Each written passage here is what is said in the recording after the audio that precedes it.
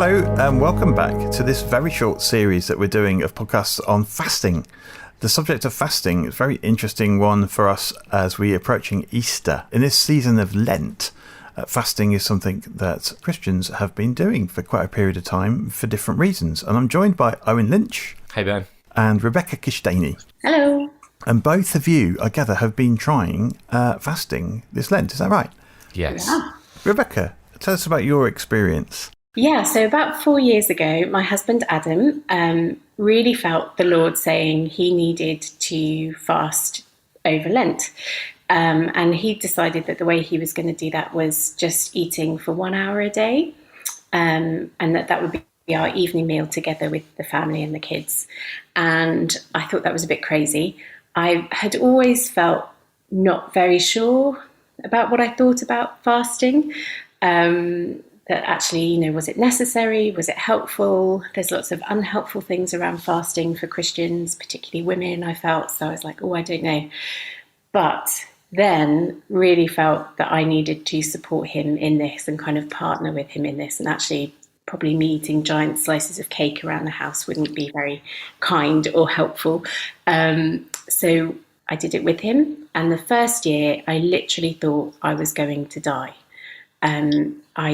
I just didn't know. I was still breastfeeding as well, so that probably didn't also help. But it was really hard going. And I think the main thing I learned from the end of that first year of that Lent fasting was that I didn't. And it was okay. And I could do it. And this thing that seemed absolutely impossible. I've done a million diets for all sorts of random reasons and failed at all of them. And this thing that seemed really impossible to do was actually possible because of God, not on my own, not for my own reasons, but actually just because God gave me the grace and the strength to kind of get through it. And the second year, I learned something totally different. So the second year, I learned that actually every meal was a feast. So it just shifted my view from fasting to feasting. And actually that one meal that I had every day, I could really celebrate. I hate cooking. Adam's the cook. But I would think all day about what we're going to eat. And I'd really put preparation into it and love into it and care into it. And it was just a real revelation. I really enjoyed cooking, clearly, over that year, over that Lent, because I was like, we're going to really enjoy this meal. And it was like 3 courses. It was just wonderful. And it just shifted my view from lack to actually everything that I do have. Yes. Quite a revelation. So the first year was you felt the suffering of what you didn't have, and you're mainly focusing on what you didn't have and what you wanted to have but couldn't have. Yes. And then the next, would you use the word mindfulness, being more mindful of what the food was and how you were going to approach it? I suppose so. I think I would probably more readily use the word prayerful, but I think the two are fairly interchangeable. But yeah, God just showed me how to delight in the things that I did have. And I think that kind of followed through in the third year, actually, that there was a sense of not only was I fasting food, but he showed me all the other ways that I consume through the day, perhaps unmindfully. Actually, I can get whatever I want whenever I want off Amazon, or I can get whatever I want whenever I want, information-wise, on the computer, on the phone. And he just really showed me, actually, maybe there's some other ways as well that I needed to kind of cut back and fast from. Oh, that's very interesting. So it started off being about food, and then over time, repeated practice, you found that it was more about the things that do the job of food. So other sources of, how would you say, feeling satisfied or looking to replace food, or how would you call it? All the things that we consume through the day.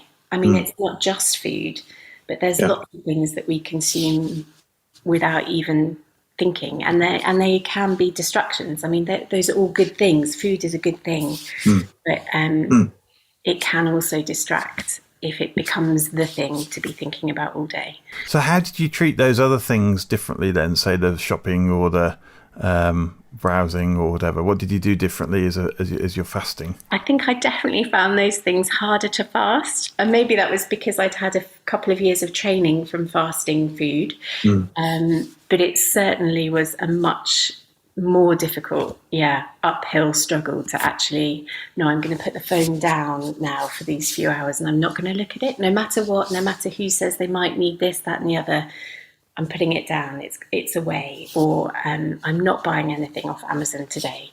It was much more of a struggle, actually. I can appreciate that. So you've developed the word you use, prayerful, and some others might use mindful, sort of awareness of a lot of things, and not just the food, but the other things that give you satisfaction or that you use or consume, as you say. Yeah. So that was over 3 years. How many years are you into your fasting practice now? So this is our 4th year. Okay. Yeah, and it's been going well, but there are days that are really hard. There are days that I fail as well, and it's good to be honest with myself as much as everybody else. In fact, on Monday, we had a big breakfast church. We have to decide, sometimes we shift the meal that we have around. And we'd had big breakfast church at the house. So we were like, right, okay, we're going to have pancakes. And then the pancakes were just sat there all day at the table Monday as I was working from home for CAP at my laptop. And it was just like, I'm going to put those away because that's just really difficult. And as I put them away, I did just have a little nibble. And I thought, what am I doing? Like, who am I kidding? Who am I fooling? Like, God, you see everything. And it was just such an amazing moment of his grace, but also him showing me how easy it is, like how easy these temptations are, how easy it is to fall. And I think sometimes it's easy for us to think, oh, I'm quite a good person, I do really well, and I do this, and I do this, and I do all these, and you make a work out of all these things that you do in your goodness. And it was just really interesting for God to go, oh no, but it's easy, isn't it? You've promised me this. But it's really easy to fall short. And I was like, oh, I know. But at the same time, I felt his love and his grace and his forgiveness. And then in the end, I was like, I'm putting them away. Like, I'm not going to, like, they are going, get behind me, Satan. I was going to ask you about the putting away, because what are the things that would help you? I can imagine having a big stack of nice smelling breakfast stuff in the morning. Why would you keep it around all day? Why would you not just shove it in the fridge or stop looking at it? Was it deliberate at all to have it there and just train yourself to ignore it? Being quite lazy and clearing up the table. I think that was also something to do with it. I think they got left around, and then you're just sat there and you're like, oh, did I mean to be sat here next to the pancakes? Oh no, of course I can leave them alone. Oh no, I can't. It was really difficult that day. And then it's easy to trick yourself into letting yourself off the hook. Like, oh, but God, you don't really mean today, do you? Because today I've got to go on the bike because I've just biked back from Noel. And you're like, oh, but maybe not today because I've got to bike. And it's like, no, actually, I'm okay. I have biked. I did survive. My legs are a bit wobbly, but it's okay. And it's just that recommitting. I think it's just that, like, it's so easy to not have that conversation with God daily. You can get distracted by so many things. And it's that nearly every minute of the day I have to go back to him and say, this is really hard, or actually this is okay, or I failed, or I really don't want to do it today. And then it's easy to just in for a penny, in for a pound. Like, oh, well, I failed now, so like I might as well just keep going. Did that remind you of the diet experience as well? Is that how you found with that? Yeah. And interestingly, I had the first 3 years that we'd done it, I had lost weight, and I was like, oh, well, this is an amazing bonus benefit to what we're doing. And I haven't this year. And again, I feel that's God just saying, who is this for? Is it really about me? Is this really for me? And it's like, oh yeah, it still is totally. Like, that's fine. It's really not about that. So that's important. So I was going to ask you, how important is it to get your motivation sort of straight and sorted out in a way that you can remind yourself of it? And what is it exactly? How do you remind yourself of why you're doing this? I think it is that daily prayer conversation. It is God help me. It is, when you feel tempted to just pop on the scales and see, no, I don't need to do that. That's not what it's about. And I think it is noticing the temptation that you have. And really it is that search me and know me, like, really, God, look at my heart, and is this in the right place? And there's 1,000,001 reasons why it can get skewed. So it is that constant going back to God, being like, actually, I really can't do this on my own without you. Do you have a sort of an ideal state of mind in mind that you're aiming for, or does it feel like enough just to be searched and known, even if what comes up is a whole mixture of feelings? Yeah. No, I think it's exactly that. I think it's okay to just be searched and known. So when is your final day? Well, we might let ourselves off the hook. This is always the slight challenge, is that Adam, my husband, and I, we got married in March, but it happened to be early Easter. So we got married at the Easter Saturday. So it's always that thing of like, do we celebrate Saturday and just enjoy, which we always do try and make sure we celebrate our wedding anniversary on the Easter. Oh, so a movable feast, a movable wedding anniversary. Yeah, well, we get two, a bit like the Queen for the Queen. Like, yay. Double presents. So that one celebratory meal Saturday is great, but we try and keep going till the Sunday because, it's all about the Sunday morning, isn't it? What exactly are you most looking forward to breaking that fast with? Big Sunday roast. I love Sunday meals. That's like my favourite. A roast dinner is my absolute favourite, and Adam's cooking is amazing. So that's great. I'm also just looking forward to random cake. I think it is hard. I think it's hard when you want to connect with people over coffee and cake. Like, cake features a lot in my life, and it's a good thing, and it's the thing that you come together over. And are you going to plan on doing it again next year? Yeah, I'm really excited about what he's going to show me next year. I think I only realised last year that each year he showed me something different, and I was like, I wonder what next year he'll show me. And he might even say, don't do it next year, and that'll be great. But if it's still the no, we need to do it next year, then it's quite exciting to think, what are you going to show me? I mean, can I ask you a bit more about your doing some fasting on Fridays? Do you want to tell us a bit about how that's been going? Yeah, so I committed to fast on a Friday between Thursday evening, when I finish my evening meal on a Thursday, which is usually around about 7:30, through to around about 5 or 6:30, 5:30 or 6:30 on the Friday, and I would just eat nothing and just drink water. And I committed to do it every Friday during Lent, and I'm pleased to say I've managed to do 3 out of 5. And the 2 when I haven't are interesting. One reason one day I didn't do it because I had COVID, and I had what was basically felt like mild flu, and I felt really rough, and I felt ill, and I just thought, actually, I'm not going to fast today just because I'm so rough. I actually need fluids. I need to have some energy inside of me for my body to recover. So I opted out of that Friday. And then the other Friday, I had some really important meetings. Actually, they were really important, where I had to really be on my game and do a good job of what I had to do. I was involved in some sensitive work, and the reality is that I knew that if I didn't eat something, my brain wouldn't be switched on. I wouldn't be able to function very well without food, and as a result, I decided to opt out of that Friday as well. So I've managed 3 out of 5, and I have to say, really don't enjoy fasting. It's not a nice experience. So it's okay. Was that something that you felt that you got a lot out of, even though you didn't sort of hold yourself so fast to it that you felt, I must do this despite whatever because I promised? I don't personally feel like I'm letting God down by not doing it. I don't feel like I'm letting anyone down by not doing it. The reason why I fast is not to please someone or to bend God's arm. And I'm sure Rebecca would agree, that's not why we fast. Actually, there are many reasons why we fast, and for me, one of the reasons why I was fasting during Lent was to try and identify with suffering, because I don't really suffer very much in my life. I have stress, like everyone does, and that is, I don't enjoy stress, don't get me wrong.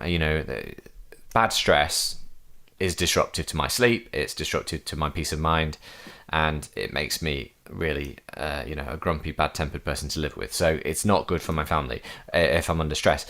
But so that sort of suffering I'm not talking about. What I'm talking about here is physically denying myself something that I really enjoy. And the reason is because I actually wanted to try and identify with the suffering of Jesus during Lent, because we're focusing on Jesus' path to the cross. So I was kind of rather irreverently, and to the amusement and frustration of my wife, would say when I was fasting, I know how Jesus feels now as he headed towards the cross. And Claire's going, you have no idea how Jesus felt heading towards the cross, because what you're doing is nothing compared to what Jesus did on the cross. But the point is, I was only joking, by the way, when I said that. But the point is that there's this sense for me that I do deny myself something that I really want and need.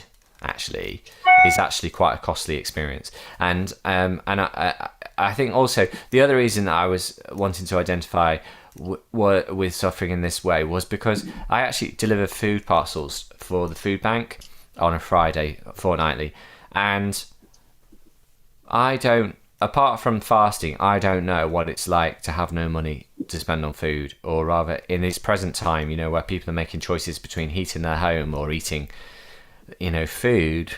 I think that it's just been really good for me to identify with, actually, this is what it feels like to feel hungry.